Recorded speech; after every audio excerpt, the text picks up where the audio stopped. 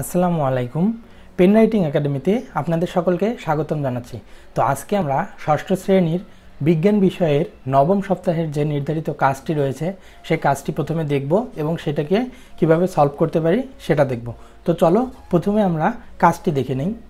তো দেখো, আমাদের অ্যাসাইনমেন্ট বা নির্ধারিত কাজটি হচ্ছে তোমার চারপাশে দেখা বিভিন্ন শ্রেণীভুক্ত 10টি প্রাণীর নাম বাছাই করে ছকে শ্রেণীবিন্যাস করো। মানব জীবনে এদের গুরুত্ব উল্লেখ করে এদের সম্পর্কে সচেতনতা বৃদ্ধির জন্য কি কি পদক্ষেপ নেওয়া যায় এ লক্ষ্যে একটি প্রতিবেদন তৈরি করো। ঠিক আছে, তাহলে আমাদের চারপাশে যে প্রাণীগুলো আছে সেই প্রাণীগুলোকে আমরা প্রথমে দেখব এবং তাদের কিছু বৈশিষ্ট্য আমরা লিখব। ঠিক আছে, ছকের। তো চলো আমরা মূল অ্যাসাইনমেন্টে চলে যাই। তো দেখো, আমরা প্রথমে কি লিখব? আমাদের চারপাশে জীবজগৎকে বিজ্ঞানী মার্গুলিস সত্যিকারের 5টি রাজ্য হিসেবে ভাগ করেছেন। সেই 5টা রাজ্যর প্রথমে নাম আমরা লিখে দেব, এতে আমাদের অ্যাসাইনমেন্টটা সুন্দর হবে। ঠিক আছে, তো প্রথমে দেখো, মনেরা, প্রোটিস্টা, ফানজাই, প্লান্টি এবং অ্যানিমেলিয়া। এই শ্রেণীভুক্ত 10টি প্রাণী, অর্থাৎ এই যে 5টা আমাদের যে রাজ্য আছে, এই 5টা রাজ্যের মধ্যে আমরা 10টা প্রাণী দেখাবো। রাইজোবিয়াম, ঠিক আছে, মনেরা একটা রাইজোবিয়াম, অর্থাৎ একটা প্রাণী গেল আমাদের। ঠিক সেরকম Protista amoeba, fungi east mushroom, plenty হচ্ছে আম, জাম, কাঁঠাল, অ্যানিমেলিয়া দেখো মাছ, পাখি, মানুষ। তো এইখানে আমরা 10টা প্রাণী দেখাই দিলাম। তোমরা চাইলে এইটা প্রথমে না দেখায় ডিরেক্ট এইটা দেখাইতে পারো।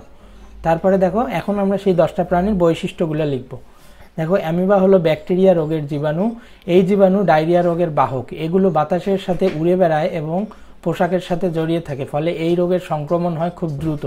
তাই সবসময় পরিষ্কার পরিচ্ছন্ন ও পুষ্টিকর খাবার গ্রহণ করা প্রয়োজন। ইস্ট আর মাশরুম জন্মায় বাসি পচা খাবারের উপর। এরা দেখতে সাদা রঙের হয়। বর্তমানে উপাদেয় খাদ্য হিসেবে মাশরুম চাষ করা হয়।